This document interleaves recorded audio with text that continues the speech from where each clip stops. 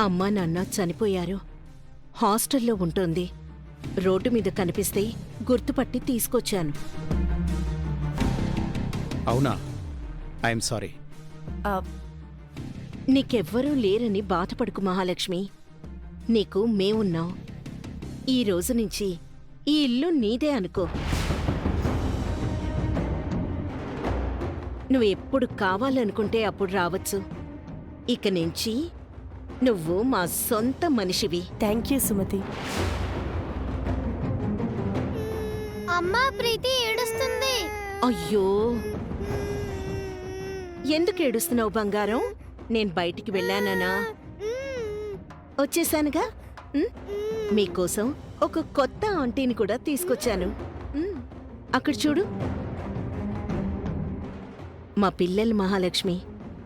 ఇది ప్రీతి, వీడు రామ్. వీళ్లే నా లోకం.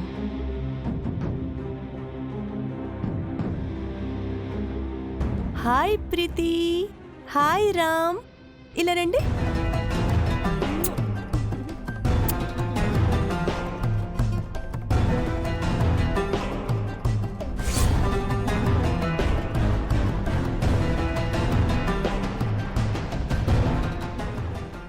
ఆ రోజు నుంచి నేను ఆ ఇంట్లో ఒక మెంబర్ అయిపోయాను. మెల్లమెల్లగా ఆ ఇంటిని, మనుషుల్ని ఆక్రమించుకున్నాను.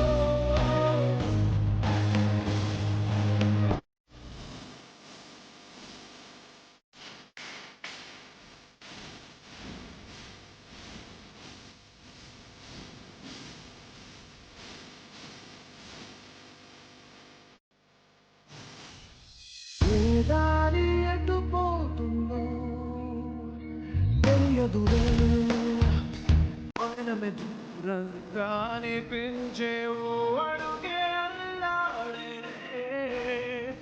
వరకులకై మనమే పసకల్లై కనిపిస్తే రావు నవ్వే కాలం మోసం ఏదే రాజ్యం.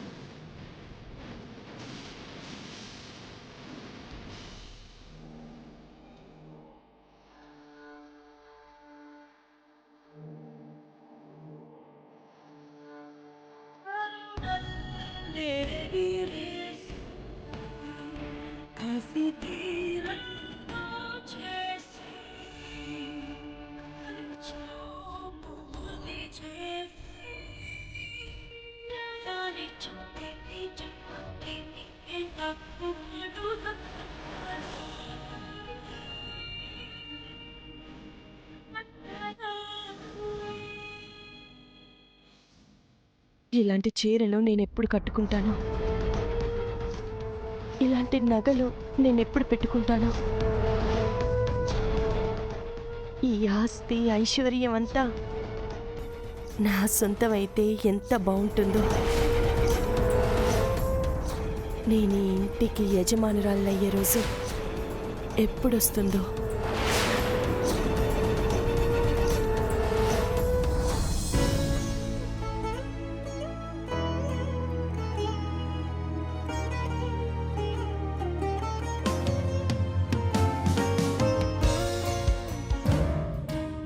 సుమతి, ఏంటి నా దగ్గర ఏదో దాస్తున్నావు? ఏం లేదు మహాలక్ష్మి. స్నేహితురాల్ని నాతో కూడా చెప్పకూడదా? మా పుట్టింటి వాళ్ళు గుర్తొస్తున్నారు. నేను వాళ్ళని చూసి చాలా సంవత్సరాలైంది. అదేంటి, మీ వాళ్ళతో నీకు సంబంధాలు లేవా? లేవు, జ్ఞాపకాలు మాత్రమే ఉన్నాయి. వాటిని డైరీలో రాసుకుంటున్నాను. ఏం జరిగింది సుమతి? ఏం లేదులే. అసలే నువ్వు కష్టాల్లో ఉన్నా నీకు మళ్ళీ నా కష్టాలు చెప్పడం ఎందుకు?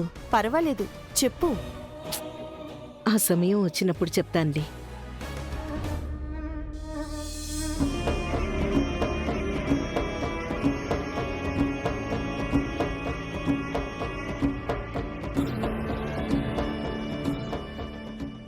ఏమండి ఏమండి, మా అన్నయ్య కొంట్లో బాలేదట.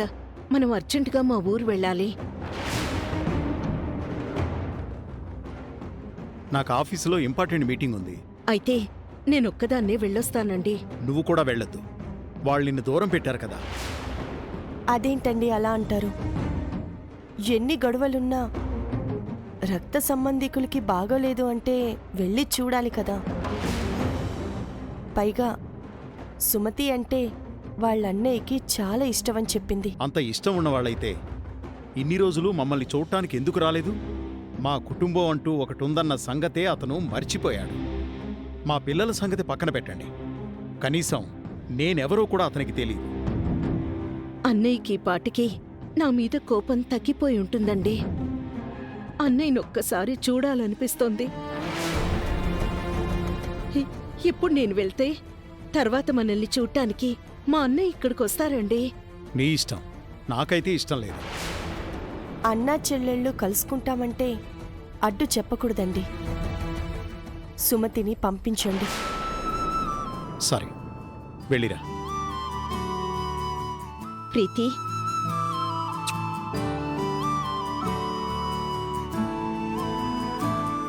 నీతో మేము కూడా వస్తామమ్మా. నేను రాత్రికంతా తిరిగొచ్చేస్తాను.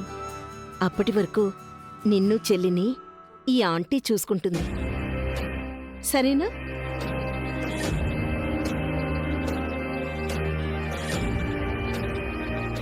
మీకేం భయం లేదు, నేనున్నాను కదా. మిమ్మల్ని కంటికి రెప్పలా చూసుకుంటాను. మీ బాధ్యత నాది. నువ్వు కంగారు పడకుండా వెళ్ళిరా సుమతి.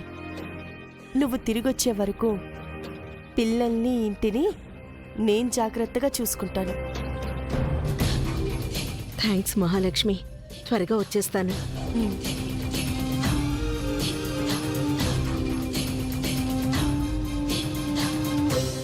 వెళ్ళొస్తానండి.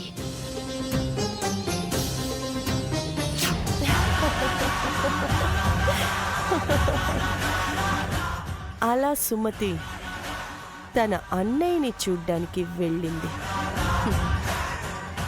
ఇంటిని, జనార్దన్ని, పిల్లల్ని నాకొదిలేసింది.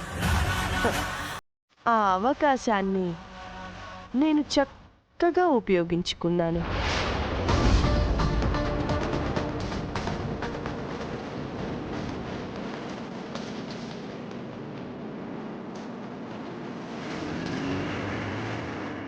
హలో, చెప్పండి మేడం.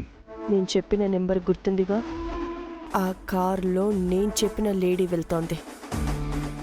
ఆమె తిరిగి ఇంటికి రాకూడదు. ఎవ్వరికి అనుమానం రాకుండా యాక్సిడెంట్ చేసి పై లోకానికి పంపించే. అలాగే మేడం.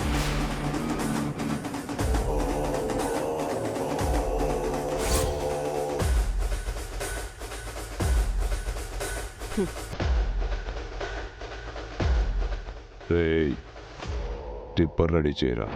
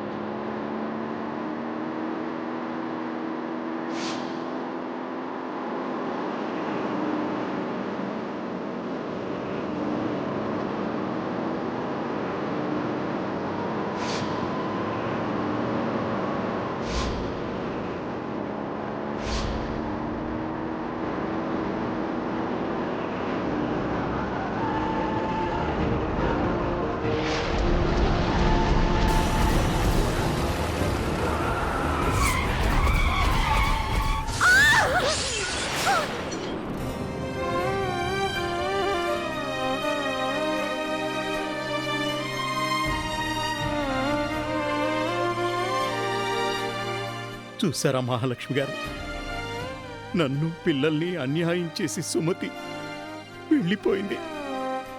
ఇప్పుడు మాకు దిక్కెవరు? మమ్మల్ని, ఈ ఇంటిని ఎవరు చూసుకుంటారు? రామ్, ప్రీతి, ఇలా రండి. ఆంటీ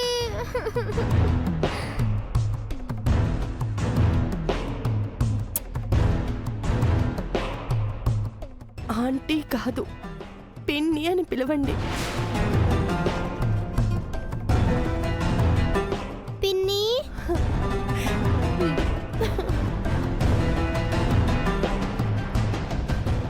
సుమతి వెళ్ళిపోతూ మిమ్మల్ని, పిల్లల్ని నాకు అప్పచెప్పి వెళ్ళింది.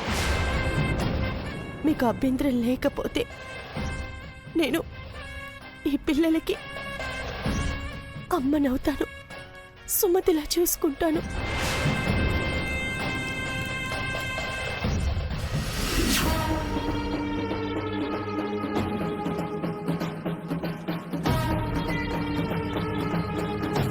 సుమతిని చంపేసి ఈ ఇంటిని, ఆస్తిని, ఐశ్వర్యాన్ని నా సొంతం చేసుకున్నాను. జనార్దన్కు రెండో భార్యనయ్యాను. రామ్, ప్రీతిలకు పిన్నినయ్యాను. ఈ కుటుంబం మొత్తానికి యజమానురాలై అధికారం చెలాయిస్తున్నాను. ఇంత కష్టపడి నేను కట్టుకున్న కోటలోకి ఎవరో సీత అనే ఒక అనామకురాలు, అనాకారి ఆడపిల్ల వచ్చి నన్ను ఎదిరిస్తే నేనెందుకు భరించాలి? దాని చేతిలో ఎందుకు ఓడిపోవాలి? నేను స్నేహితురాలవ్వడం సుమతి దురదృష్టం, సుమతి మేనకోడలవ్వడం సీత దురదృష్టం. సుమతికి పట్టించిన గతే సీతకు కూడా పట్టిస్తాను. చచ్చిన సుమతి బ్రతికి వచ్చినా సీతని కాపాడలేదు.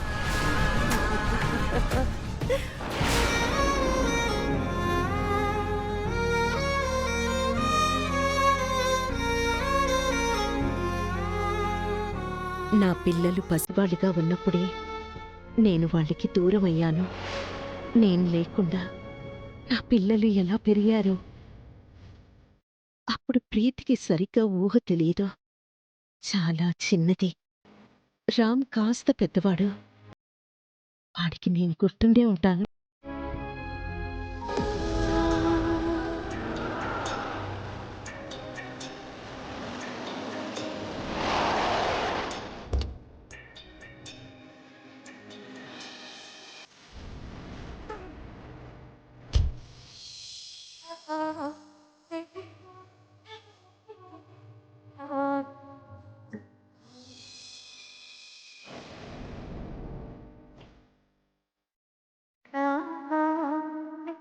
ఉన్నట్టుండి మనసులో ఈ అలజడి ఏంటి?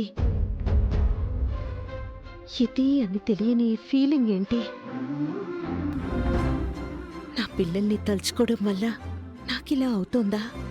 లేక నా ఆత్మ బంధువులు ఎవరైనా నా కోసం వచ్చారా? ఈ ఆశ్రమానికి తీసుకొచ్చావేంటి సీత? ఇక్కడ ఎవరున్నారు? మీ అమ్మగారు.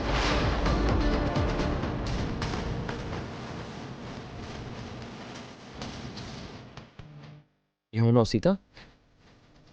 మా అమ్మ ఇక్కడుందా? మీ అమ్మగారు అంటే అమ్మగారు అని కాదు మామా, అత్తమ్మ లాంటి ఎంతో మంది ఇక్కడ ఉన్నారు.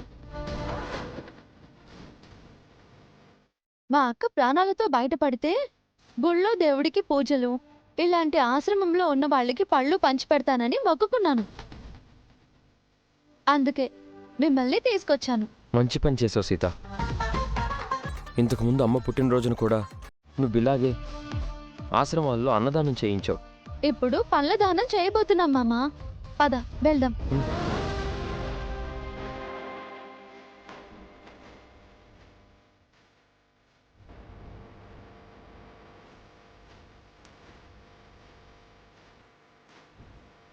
నమస్కారం స్వామి. నమస్కారం అమ్మా. మీరు నా పేరు సీత, మా ఆయన రామ్. ఇక్కడ అందరికీ పండ్లు పంచిపెట్టాలని వచ్చాము. చాలా మంచిదమ్మా. దేవుడు మిమ్మల్ని చల్లగా చూస్తాడు. వెళ్ళి పంచండి.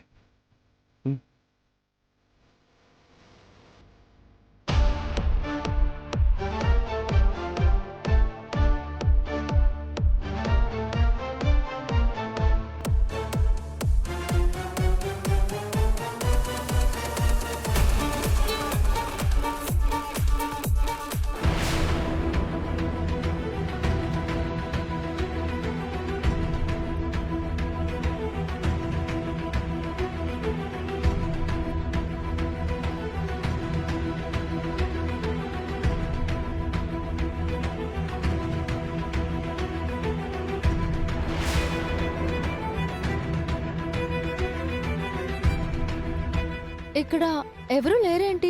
ఎక్కడికి వెళ్ళారు?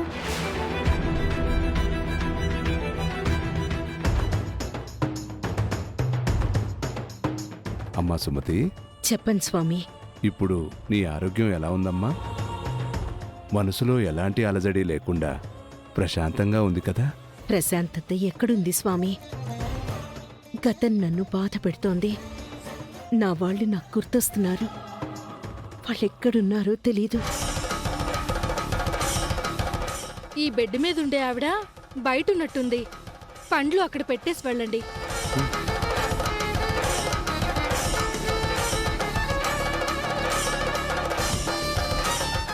నిన్ను ప్రేమించేవాళ్ళు ఎన్నో రోజులు నీకు దూరంగా ఉండరమ్మా. త్వరలో నీ దగ్గరికి వస్తారు. ఇప్పుడు నాకు అలాంటి అనుభూతి కలుగుతోంది స్వామి. నా వాళ్ళెవరో నాకు దగ్గరగా వచ్చినట్టు అనిపిస్తోంది.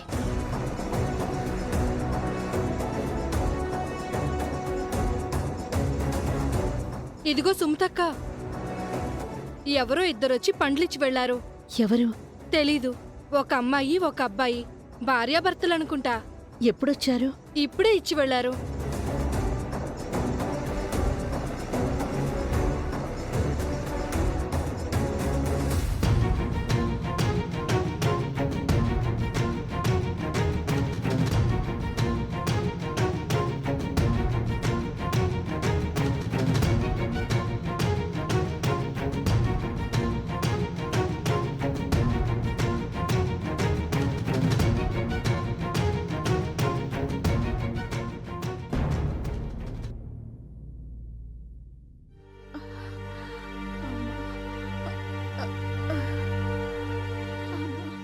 ఏంటత్తయ్యా, నొప్పిగా ఉందా? ఆ రోజు బావ ఆవేశంలో సుమతి ఫోటో విసిరేయడం, అది మీ తలకు తగలడం తలుచుకుంటుంటే బాధగా ఉందత్తమ్మా.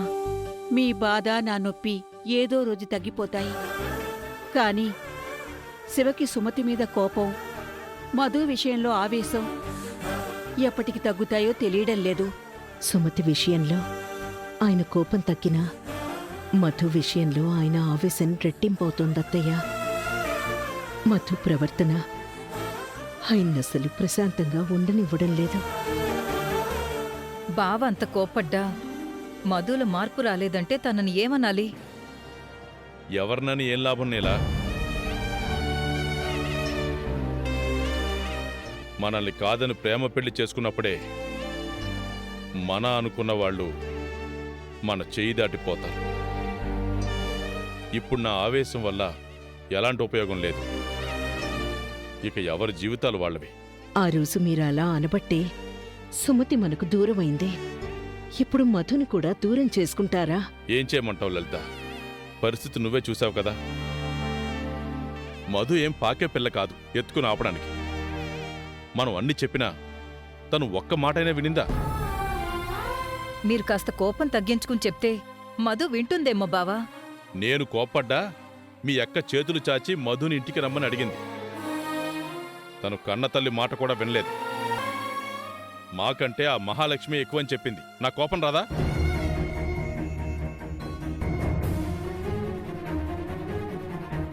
నువ్వు పైకి మాత్రమే కోపాన్ని చూపిస్తావు శివా, కానీ నీ మనసులో మధుపై చెప్పలేనంత ప్రేముంది. అది ఆత్మహత్యా ప్రయత్నం చేసిందని తెలియగానే అన్నం తినడం కూడా మానేసి పరిగెత్తావు.